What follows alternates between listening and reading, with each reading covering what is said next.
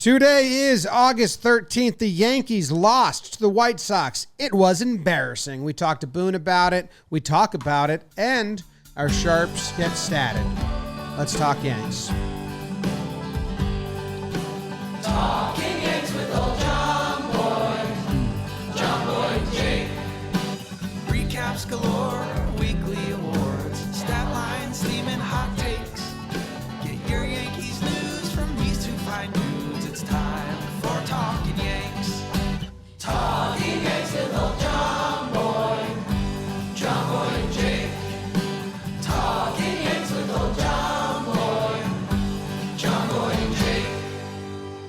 Hello and welcome to Talking Yanks. Thank you very much for joining us today. My name is Jimmy. His name is Jake. BBD is in the corner. Yankees. Embarrassing game against one of the more embarrassing teams in all of baseball, Jake. And speaking of embarrassing, how bad did you lose in DraftKings Daily Fantasy League last week? Jim, David, everyone tuning in. Tough night.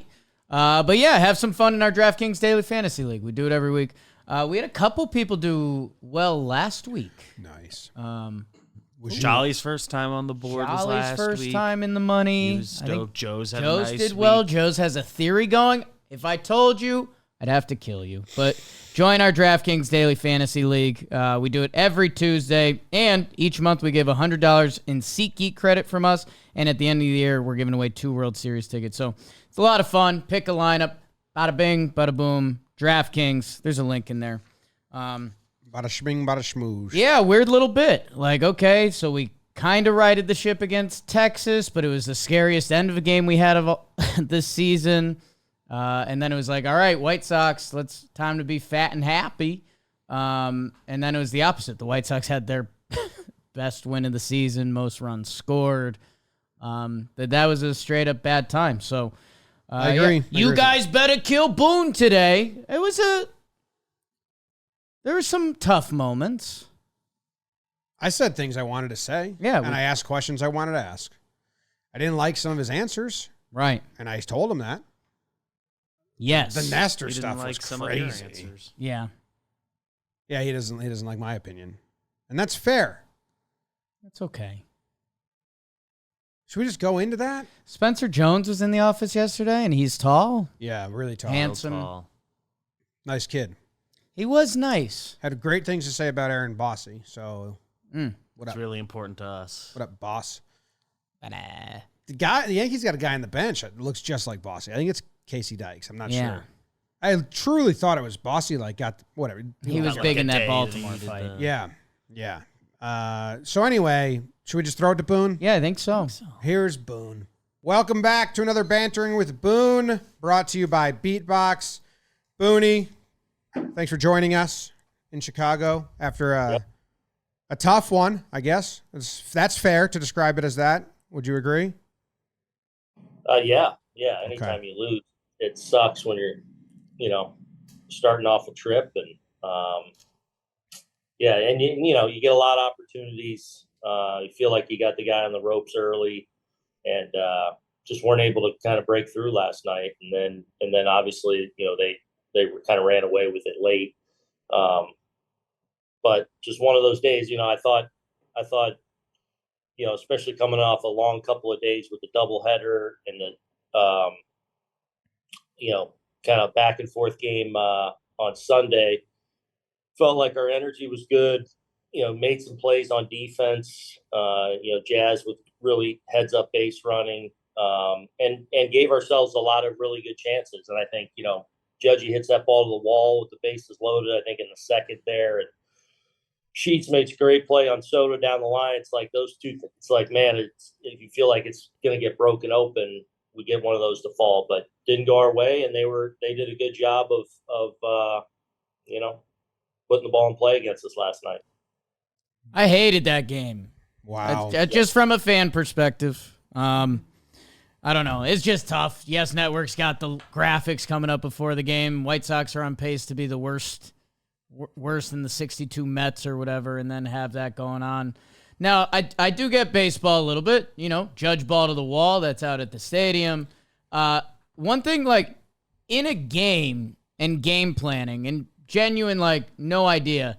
It felt like they had an approach of going the other way. And I don't know if that was just on Heel's fastball or whatever.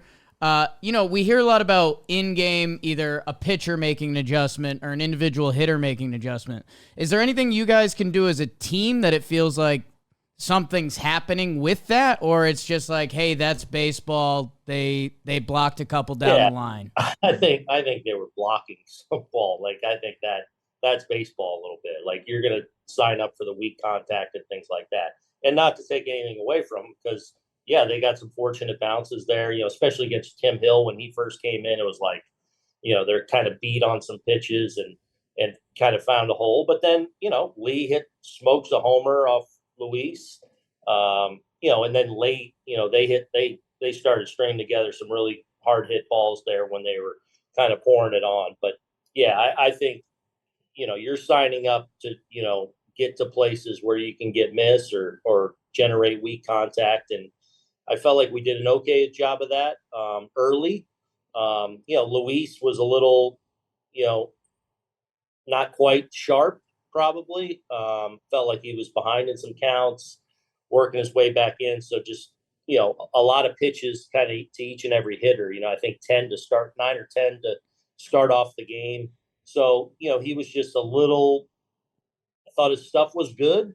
And I don't think he walked a ton of guys, but, he was battling each at bat a lot, whether it was 1-0, 2-0, 2-1, kind of working his way back. And then they were able to find some holes against him.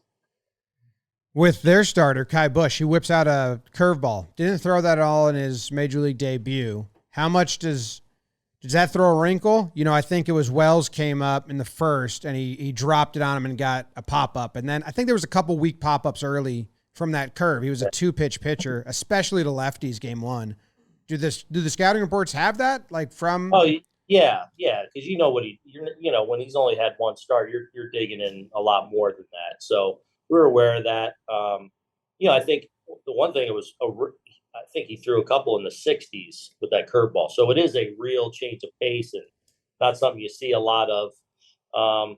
But again, we had the right at bats against him. I think he ends up walking 7 guys, and we didn't get a big hit with the runners out there and put it away. So that's unfortunate. That's baseball. But, offensively speaking, I feel like our group's in a good spot. And you sign up for just, let's pressure them. That's what we want to do every day. And some days it's not going to bounce your way. Some days you're not going to get, you're going to have a bad line with runners in scoring position, or a team keeps you in the ballpark. That's why you play 162 of these. Verdugo was asked after the game. I know you were asked, and you said, I don't answer this question, stop asking. But then Verdugo was asked, and he said that the bunt was his call. Felt like, actually his quote was weird. He said, it felt like something he should do, but then halfway through he felt like he should. Yeah, I think he saw the pitch up. And that's the spot I didn't want to sacrifice. I was okay with being aggressive with, you feel a spot where, and I think he started at it, recognized the pitch up and not at a good spot, and didn't react well enough to lay off it, frankly. What's the moment after that? If that's not put on by you and the coaching staff, and then he comes back to the dugout, what's the... Nothing. We talked ahead of time about it. I'll just leave. We talked ahead of time of the at-bat about it. So Oh, okay. All right. Yeah. The lefty starting pitcher thing. Wait. You can answer the bunt thing's weird to me, Boone. I know we've done it on here before, but when you tell the report, you're 2 years I haven't answered that question. It's lost on me, man. I have no idea. It's weird. I just don't like in the moment to get asked how, did that come from the bench? Did that come from the, when we steal a base or whatever? I'd rather just. Is that because you don't want to divulge strategy, or you don't want to? I don't know. It may be silly. It may be ridiculous. Whatever. It's my choice. We didn't get the job done. Simple as that. Is the lefty starting pitchers getting into your head, the team's head at all as a fan? And obviously sometimes we care more, sometimes we care the same amount. So I'm interested, that to me is becoming some sort of a bummer. Like, oh my, this just continues. Like, we saw it was left We'll either put it to bed or it will continue to be a bummer for you. Well, is there any action items against it? Like, I know right now Verdugo stayed at leadoff against lefties when it was him and Glaber platooning. Certain lefties. So so is that what's the thought behind that switch? Because it was a platoon for a while up at the top, and now certain lefties Verdugo staying. Well, we got Bradford, who's a reverse. Okay. Like a flat out reverse, in his career anyway. And then we had Keeney, who's I viewed very neutral. You look the last couple of years, he's better against right, although I think, career wise, we view him a little more neutral ish. And then last night, I just felt like, you give him the lefty spot down low or at the top. I just felt like if they were going to shoot any one of their, lefties in a game, like a third time around, I'll force them to do it early there in a guy that I felt like we could pressure and get guys on base. And, so last night, did we get shut down by a lefty? If you want to make that claim, okay. Like I'll sign up for the at-bats we were putting together, and we're that close from knocking them out in a couple innings. And, I think we're a much better offensive club now than we were 3-4 weeks ago. Certainly getting G back. And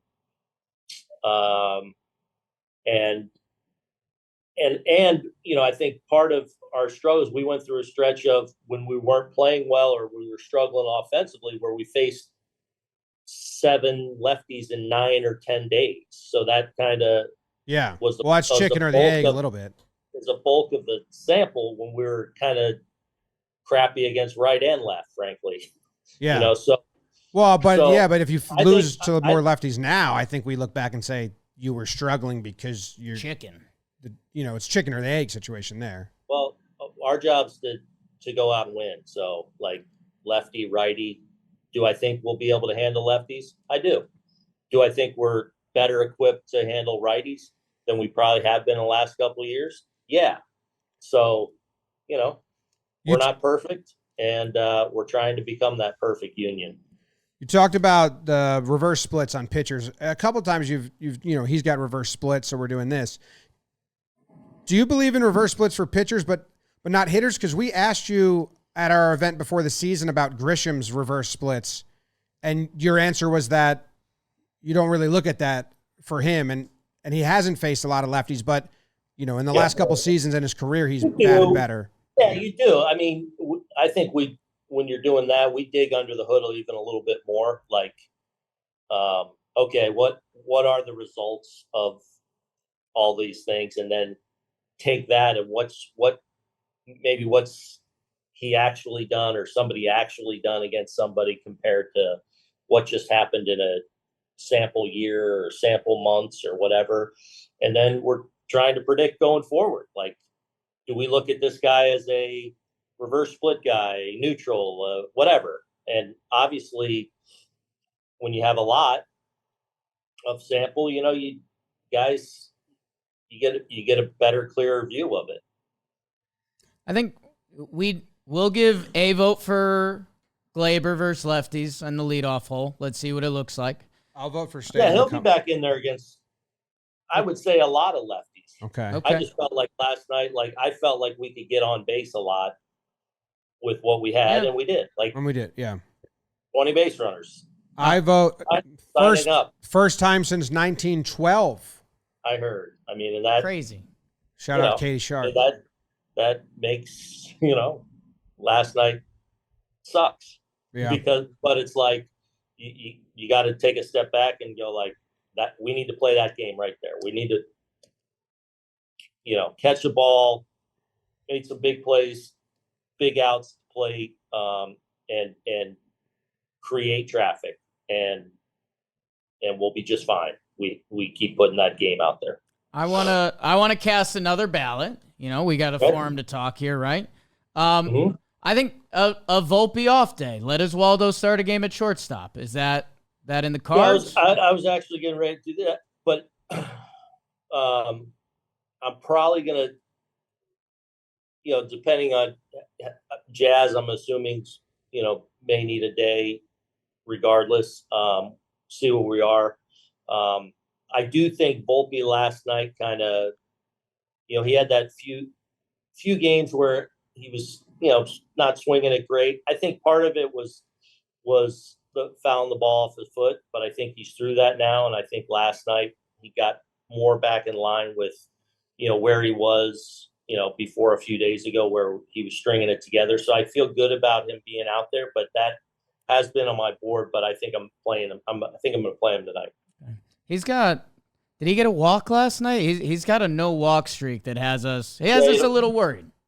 He had a walk last night. Yeah. Okay. Cause I know just when we heard about Volpe and what we've seen, like the pitch recognition, and that was supposed to be one of his main skills. And I feel like, for a chunk of this summer, he's lost that. And I don't know, baseball and slumps come and go, but I don't know, the data sample on Volpe at this point. I don't know if he's in his own head, because you see the power, you see the speed, and we've even seen when he's locked in, but it just feels like the majority of the sample hasn't been that at this point. Young man still getting there offensively. Just appreciate what we have. We got to continue to get him there. He's made a lot of strides, and he's not a finished product on offense. I think when you add it all up, what he brings to the table offensively, and then the defensive side at a premium position, like he's getting there.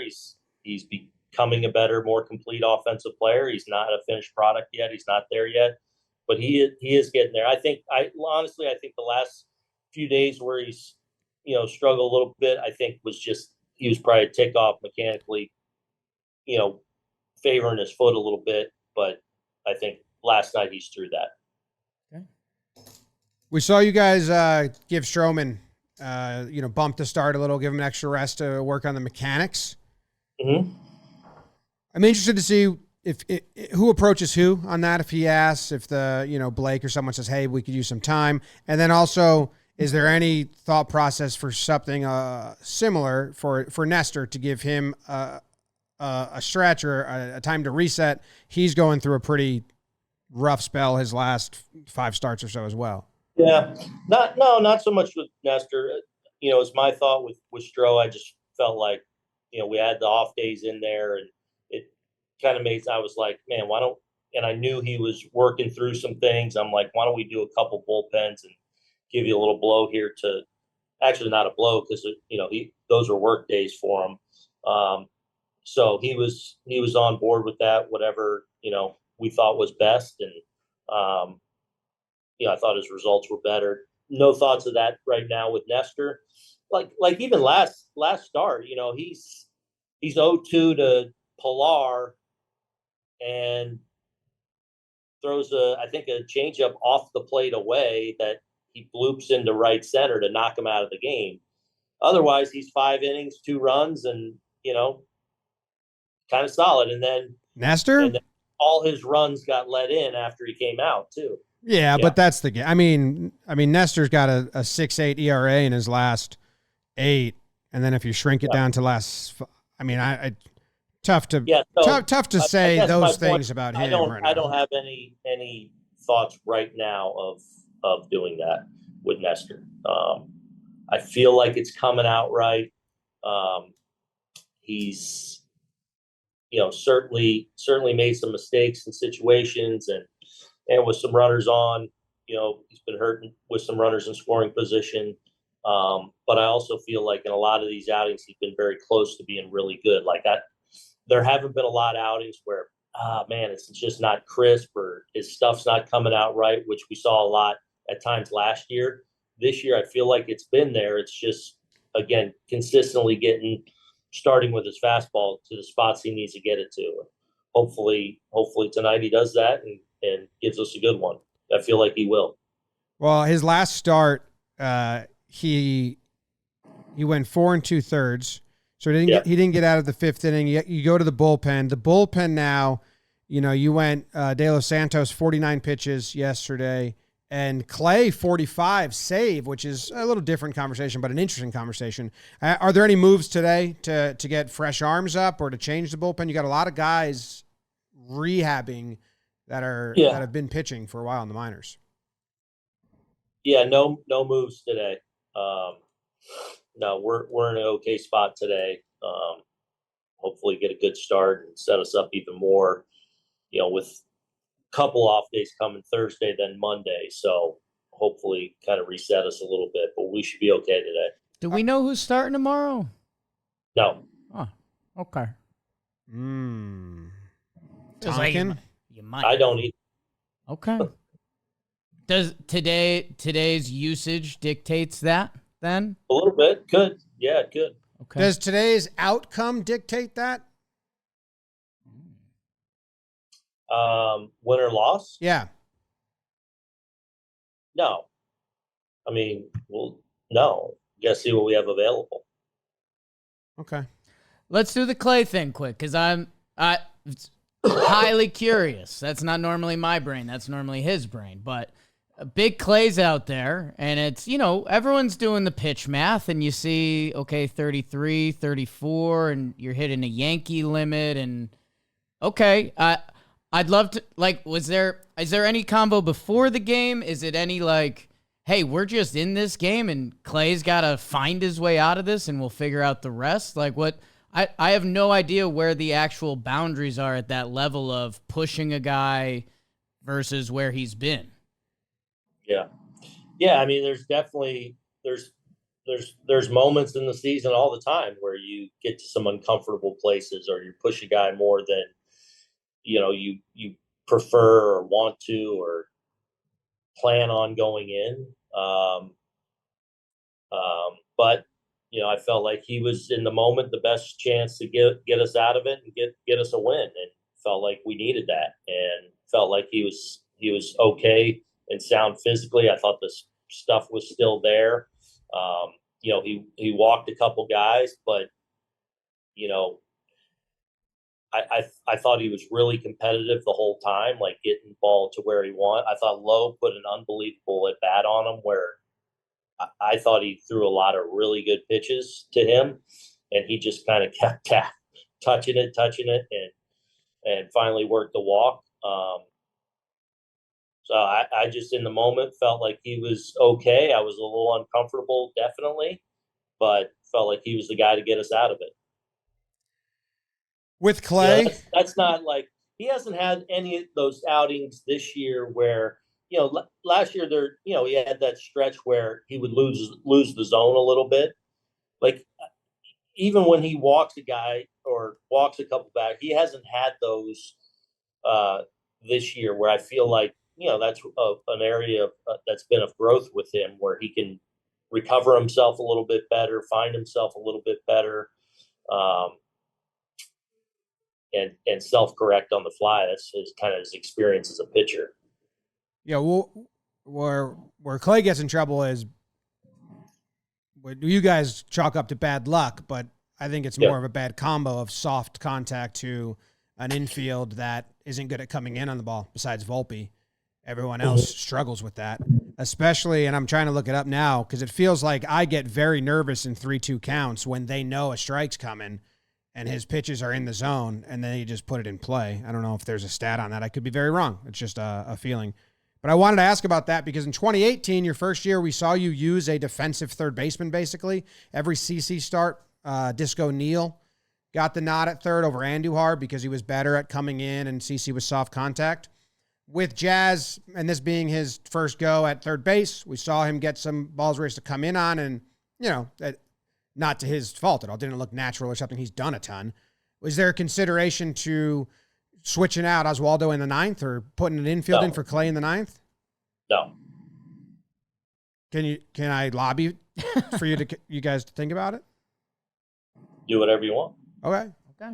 Lobby. Cast a ballot. I cast a lobby well, if he lets in soft contact, shouldn't you put out your best defense to defend soft contact? So you're saying Jazz doesn't defend soft contact? That's what you're going with right now? At third base, I think as Waldo has done it more, even DJ has done it more. I think there could be an argument without being shots fired at anyone that Jazz even at second with Oswaldo at third, where Oswaldo has been very strong this year. I think that should be on the table. Okay.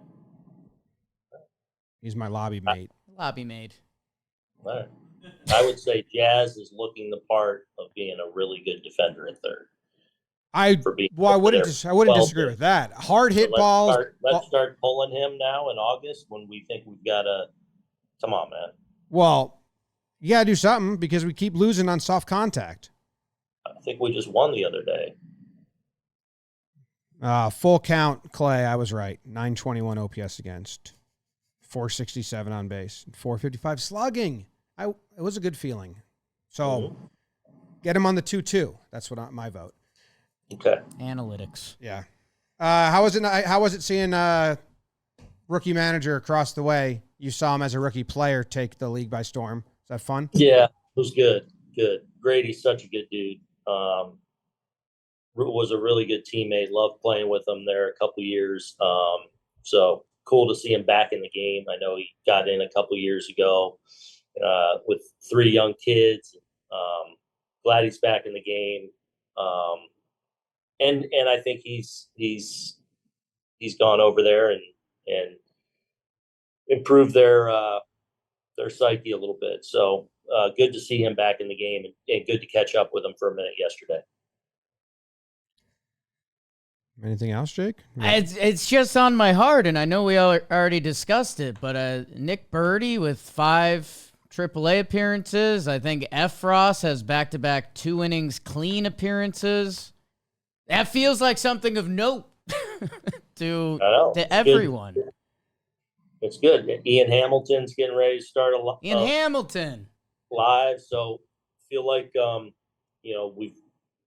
our depth's getting there, and we'll just try and make the best calls with who we're going with. Lou Trevino twirling it. Lou, yeah. Heavy sinkers. Yeah. Trivia. Boone, as always. Trivia is presented by Beatbox. Beatbox is the perfect pairing for a Yanks game. Do yourself a favor. Hit the link in the description to find a Beatbox near you. Which pitcher have you faced starting pitcher the most times as manager of the New York Yankees? Ooh. Oh, wow. Evaldi? It is Nathan Eovaldi, 18 starts. Erod, Kikuchi, Gossman following him on that list. Yeah, I don't know. Former Yankee. He's done a lot of good stuff. Yeah. Did you see Cora? Cora said he sent him the lineup the night before because he knew Eovaldi would stay up all night thinking about it and studying. That's great. And then they rocked him, I think. So, yeah. That's funny.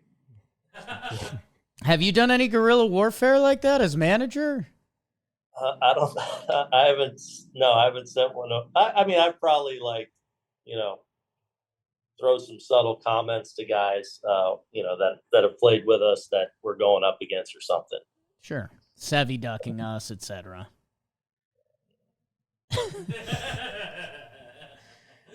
All right. Well, go grab 2. Go grab 2. One at a time, boys. One at a time. Take both. All right. See ya. And there you go. That was Boone. That was Aaron Boone. Yeah, I mean, I think we got good insight on stuff. Just like opposite insight than I would have liked. Right. Well, I don't know, I guess. So, the 2 things that I kind of was like, what? The one is like disguising Nestor as good. He's been pitches away from a good outing. What? Like, he's been really bad. The game log is brutal. There's 1 good game in like the last 8. And then him saying like, I haven't felt like he's not throwing the ball crisp. I'm the opposite. I think there's been like 3 games where everyone's been collectively like, damn, Nestor looks crisp today. So at this point, I don't know what that is, but that was a little much. Yeah, I mean, Nestor is obviously going through a bad stretch. I haven't closed my door on Nestor yet because we may need him in a month and a half, but he has not been good. He was a pitch away last start from having an okay start, but that was coming from Boone talk. Verdugo lead off versus lefties. When our team has a lefty hitting problem, that's got to stop, I think. He's got a 298 slugging versus lefties. He's hitting in front of Judge and Soto. Like, we can't have that right now. So, and that's where Grisham should just play there because he's got the eye and he's got pop versus lefties, and Verdugo doesn't have the pop. A little bit. I mean, Grisham hasn't been good versus lefties against the Yankees, but they haven't given him a ton of opportunities, and he just got hit by a pitch that, it should be Glaber for now. But Grisham for Verdugo in like the 6 or the 7, whatever down there. I think Glaber should be leading off. That shouldn't affect you. And Just because, that would be great to get Judge out of center field for a day and the other things that we're like balancing as a team. So, they're clearly trying to get what they can get out of Doogie at this point. If you're in the Dominguez hive, which I can't say you're wrong to be in the Dominguez hive. Dominguez has been very bad versus lefties in the minors this year, and I know hitting lefty has been his strength coming up. That I don't know. You can still very much have an argument that he should be the other outfielder, but the Yankees are very much making it seem like they're not going to push that button until something horrendous happens, which that's scary. And then, the defensive replacement thing. I think Boone gave a little bit of an acknowledgement that. Did I miss a head nod or something? Yes. When I said move Jazz to second and put Oswaldo at third, he gave the Boone head tilt, which is like that's a better thought. His like, if we're doing an Easter egg hunt, like, oh, you're warmer. Yeah. Well, I just went about the question incorrectly then. I thought because Jazz is new to the position, right? That's an out where he's not like talking bad about a player. So I thought that would be a lane for an out, but no, he backed Jazz pretty hard. Ultimately, my question is, at the end of a close game, if your closer gives up soft contact, shouldn't you have your best defense in to protect against soft contact? And I guess he did acknowledge another route of moving it, but they should. Yes. Because besides Volpe, the infield has not been great.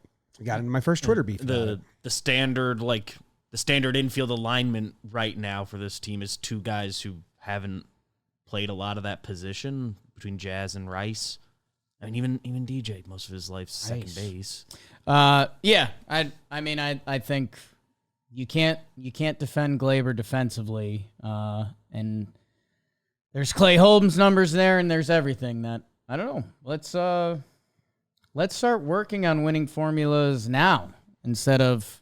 I don't want to see the Yankees do another playoff sneak attack. Look at this. It's like, no, do the stuff that wins now. Because it also matters. Division race. And there's some things that just concern me about the Yankees team. The whole thing. There's also things that I'm very high on. So sure. They're a playoff team. I did laugh at a couple tweets where like, this team just leans on Judge and Soto. Yeah. Hell yeah. I'd love to see more out of the rest of the team, but you got 2 of the 5 players in baseball you can lean on. Those guys are momentous, Jim.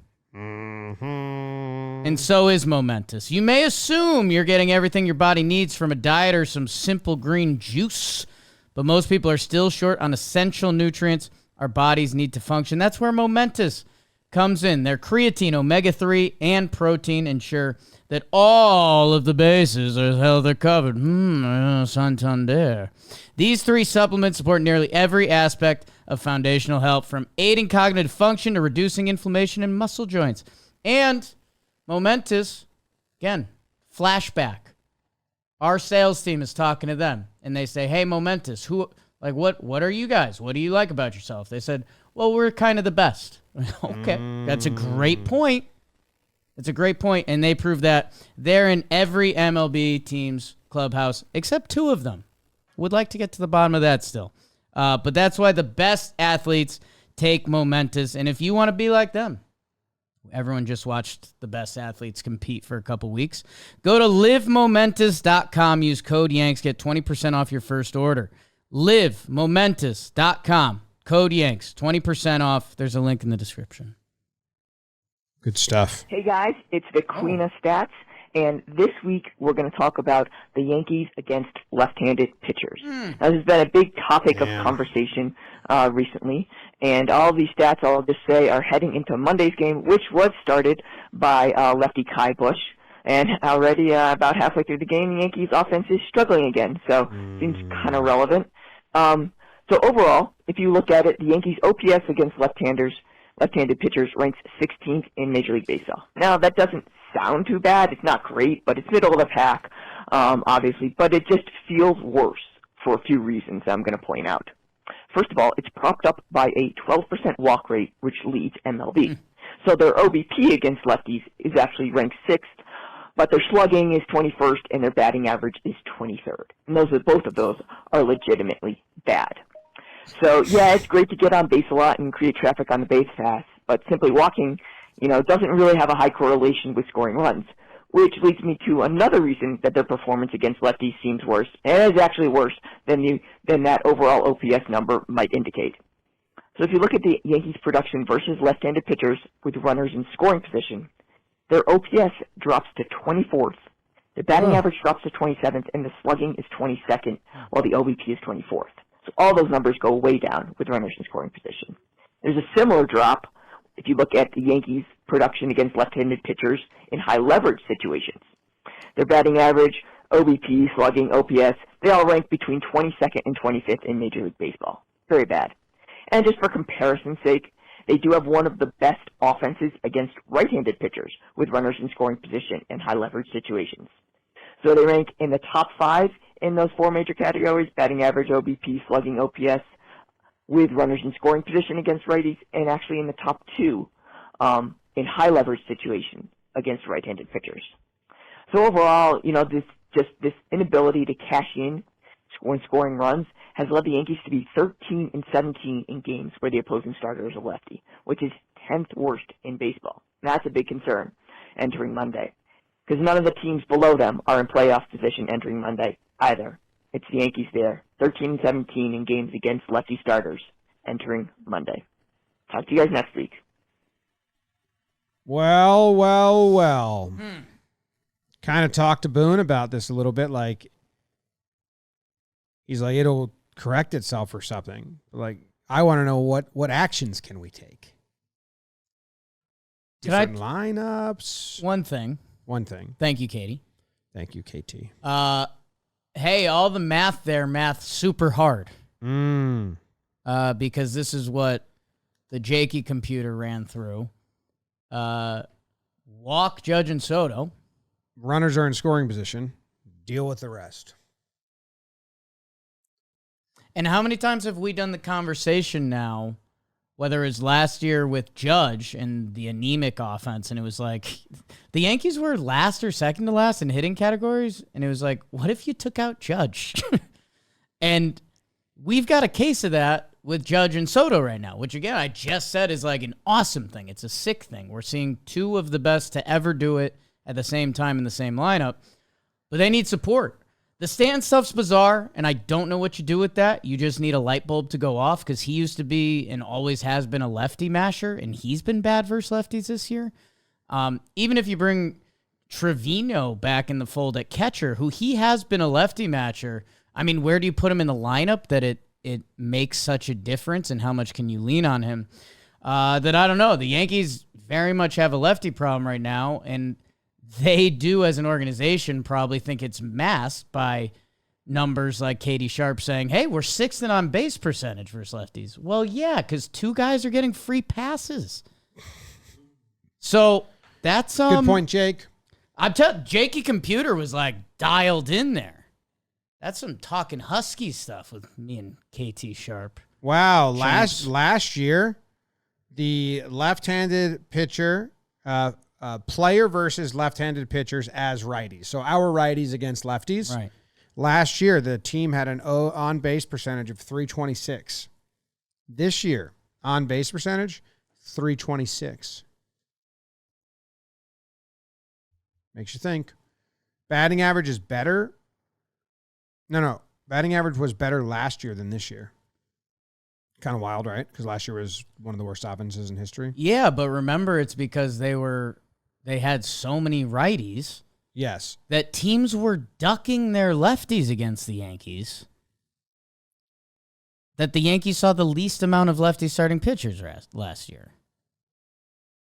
I remember that. So they've now gone to the other side of the coin, which is the preferred side of the coin. I'm just trying to see out of our righties, like, Stan last year, I don't even know if that counts. What was it? 88 plate appearances. No. Last year he had 74 plate appearances. This year he has 88. Last year against lefties, he was Stanton. He had a 618 slugging in that sample size and a 942 OPS. This year he's got a 398 slugging, 670. And then Glaber last year had a 404 slugging and a 729. And that's Glaber this year. I have this wrong. I have it left and right. Last year, Glaber crushed lefties. Had a 546 slugging and a 921 OPS. And Glaber's been split proof as a hitter throughout his career, so it's odd to see him struggling right now against lefties. He should be. So he's down. What's Volpe? Volpe had an 817 OPS against lefties last year. And a 479 slugging.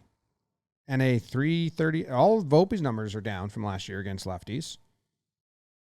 So I think that's why the Yankees are like, there's not much action here. Our guys are performing worse than we thought and think they can. You need Stanton to go, and he can. Like, the fact that Stanton's hitting righties, it's actually, that's something nobody would have had on their bingo card. So you'd like to think there's something there. The Volpe stuff, I talk myself around in circles at this point because I get everything they're saying, I get everything we're seeing, and I get everything his stat page is showing. It's still not in a good place that I can't bank on anything from him offensively, and the defense has been good enough, and we've done this numerous times, so I'll stop. Bader crushed lefties last year. That I don't know. I don't, again, I was hoping Dominguez could, because he's switch hitter, could potentially be the solution, but the numbers I saw told me not. Verdugo leading off against lefties, I just don't think you can have it. Well, I think that's exactly what Katie and you were saying. That's an on-base game, and on-base isn't really an issue, nor a point of,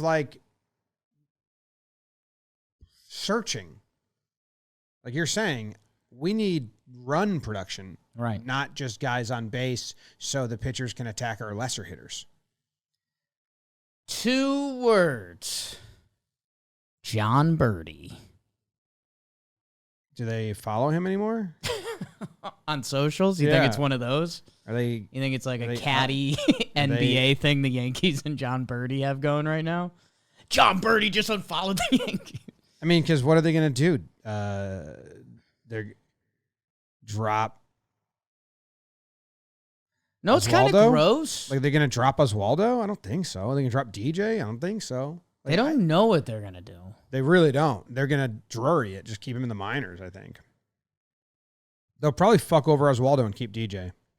Because I don't think they want to lose DJ for, next year and next year. How about this? I think as enough of a solution, Trevino coming back and getting lefty at-bats versus lefties. And then you've got a nice drag and drop with Wells later, by the way.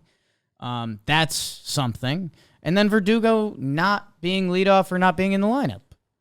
Like, those with Stanton making a turn, that's impactful. Yeah.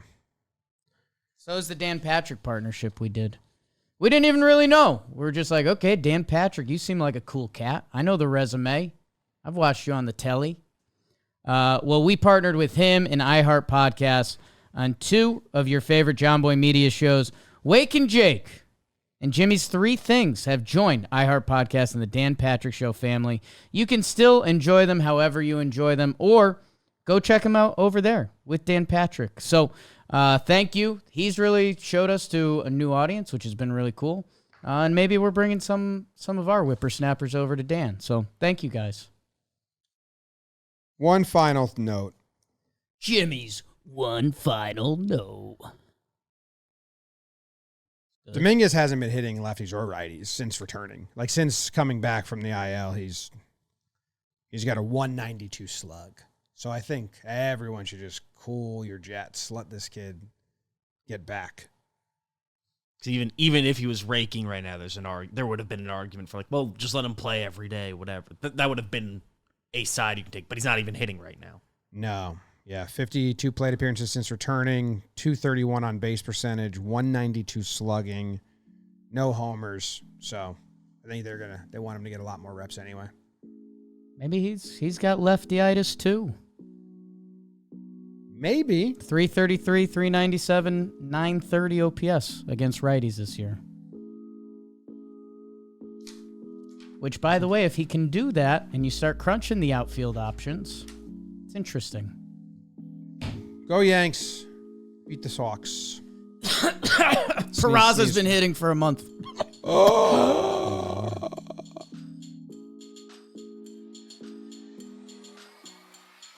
Go Yanks, Tom Grams. Go Yankees. Let's go Yankees! Let's go Yankees! Let's go Yankees! Make him extra sloppy.